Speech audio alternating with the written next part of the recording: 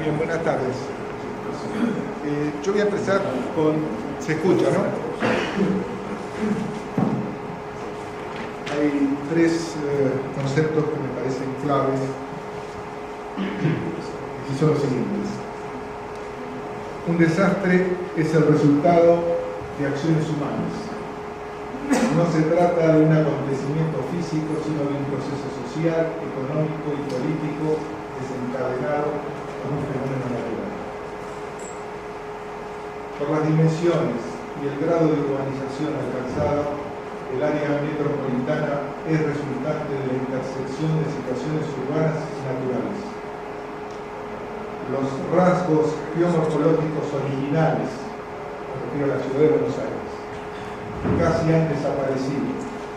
Las áreas bajas fueron rellenadas, la barranca del río suavizada y la línea de la costa se sigue modificando como resultado de un sostenido avance de la ciudad sobre el río de la Plata. Las condiciones de vulnerabilidad que una población presenta no son independientes de la acción humana. Se gestan y pueden ir acumulándose progresivamente, configurando una situación de riesgo y vulnerabilidad progresiva, como es el caso de la ciudad de Buenos Aires. Estos conceptos, que para mí son clarísimos y espero que para ustedes también, después de esta charla, están resumidos en este gráfico tipo Venn, donde vemos que el desastre es consecuencia de la lluvia, la geomorfología y la antropización. Como dijo inclusive acá, si el hombre no está presente ahí, no hay desastre. Acá en este gráfico se ven las cuencas principales de la ciudad de Buenos Aires, por todos ustedes conocidas, a la que se vio afectada en esta última tormenta fue la del Medrano, cuyo epicentro fue ahí donde está Villa Martelino.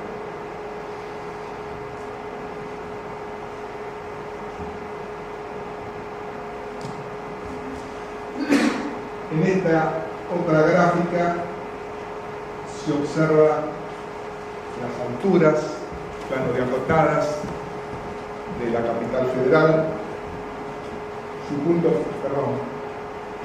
más alto, ahí donde está el Devoto, el tanque de la ex obra sanitaria. Se ve claramente las zonas marcadas en azul oscuro, que son zonas anegables, y en azul un poquito más clara las zonas que son ocasionalmente anegables. Acá tenemos la cuenca del Maldonado, que ocupa prácticamente un tercio de la capital federal. Acá está la del Belgrano, y como dijimos hace un ratito atrás, estas áreas inundables, los arroyos las recuerdan, las hemos tapado, pero la memoria de los ríos permanece inalterable. Hemos tapado los lugares inundables que antes eran los bañados de Pereira, ahora ni el nombre le pusimos. Fíjense también lo que es muy importante, todo el área que los porteños le hemos ganado al río. Son muchas hectáreas y además han hecho que los desagües tengan ahora que recorrer más trayecto y en consecuencia tengamos menor desnivel. Y al tener menor desnivel necesitamos secciones más grandes porque las pendientes se han reducido. Este es otro gráfico también muy interesante que muestra cómo evolucionó la urbanización de la ciudad de Buenos Aires. acá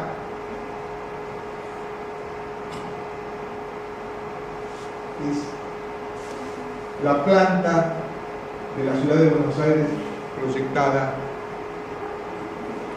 en 1583 por Garay.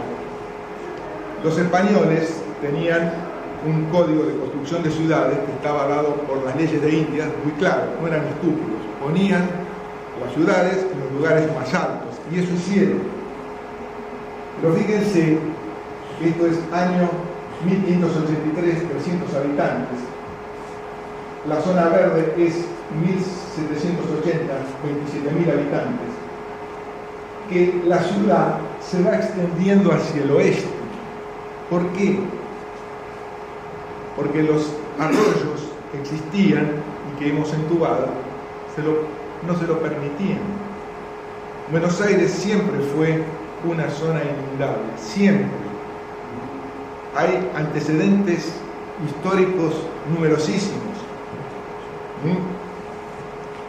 Y lo que nosotros fuimos haciendo a medida que fueron llegando los inmigrantes, fíjense acá lo que era Flores, lo que era Belgrano, con la llegada del tranvía, el ferrocarril y la inmigración, fue la necesidad de tapar los arroyos que están todavía ronroneando debajo de las entrañas de la ciudad de Buenos Aires. Esto que está acá es el riachuelo rectificado. ¿Qué recomiendan las normas urbanas de una ciudad? Bueno, la Organización Mundial de la Salud recomienda que tiene que haber 15 metros cuadrados de espacio libre, digamos, verde, por habitante. Consideran condición de degradación cuando se pasa por debajo de los 10 metros cuadrados. Buenos Aires tiene 1,80 metros.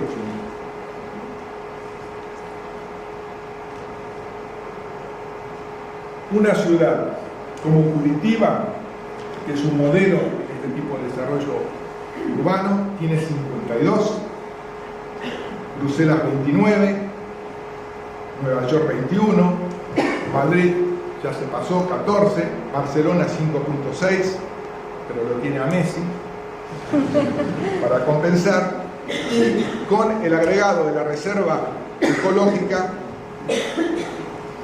Buenos Aires pasaría del 1,80 a 2,95.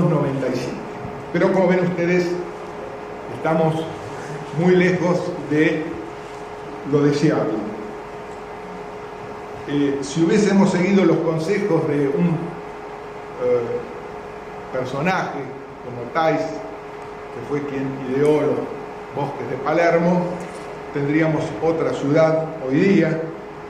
Se estima que en el año 1908 había 40% de espacios verdes y un siglo después solamente 5%. Acá me voy a referir entonces al otro tema, es la lluvia. Con los datos del estudio que se realizó para el Plan Maestro de Buenos Aires,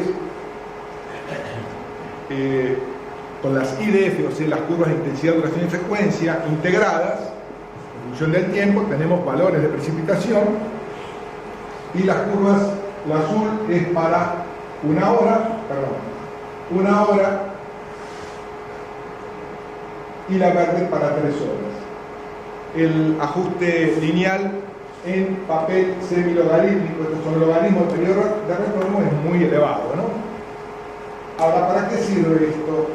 Si uno cree en que los valores utilizados para el proyecto son representativos de las precipitaciones actuales, es una majada hipótesis, pero en fin, llegamos a la conclusión de que, por ejemplo, una precipitación de 2 horas de duración,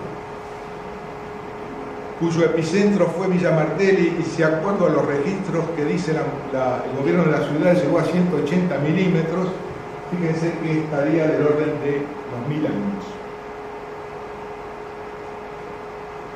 Esto son datos o valores que presenta también la ciudad para mostrarnos que si consideramos precipitaciones de más de 100 milímetros en 24 horas, en el periodo 1911-1970 habría, creo que, 17 casos y en cambio 33 en los últimos 20 años del siglo, lo cual demuestra que llueve bastante más veces, digamos, precipitaciones muy intensas.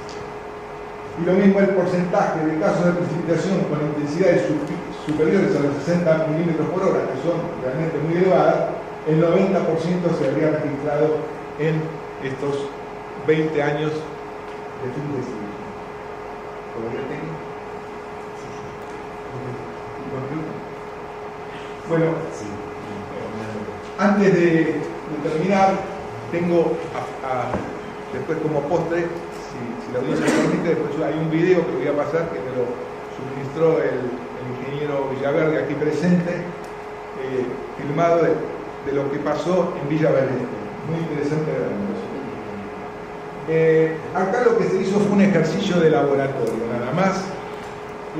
Lo que sería la parte amarilla de la planilla Excel es un modelo muy simplificado de estimación de caudales basado en lo que podríamos llamar en hidrología el método racional generalizado. Es un método racional con un coeficiente de correntía variable. No voy a entrar en detalles. Lo cierto es que son dos las variables que acá podemos modificar: la precipitación y el nivel de impermeabilización de la cuenca. Se ha tomado una cuenca tipo del orden de las 2.000 hectáreas, que es más o menos la dimensión que tiene dentro de la ciudad de Buenos Aires el arroyo Medrano. Y para cuantificar la magnitud del fenómeno, en lugar de hablar de metros cúbicos por segundo, que es algo que no es un valor, es un flujo, es más difícil representar, yo he calculado el tamaño de la tubería de hormigón necesario para evacuar el caudal. ¿Me entienden? Entonces, es muy fácil, por supuesto, esto es un ejercicio de laboratorio, no es un trabajo de consultoría, pero lo que se ve acá es una especie de análisis de sensibilidad. Diámetro, precipitación en función del porcentaje de área impermeable. Primera cosa es que se observa que, por ejemplo, para una lluvia de 180 milímetros por hora, en 2 horas, o sea, un promedio de 90 milímetros hora, la tubería tendría casi 11.80 para poder evacuar eso, lo cual, ustedes se imaginan que estructuralmente eso no es factible, digamos. Pero si yo la reduzco, si yo incremento el área impermeable del 90%, la paso al 50%,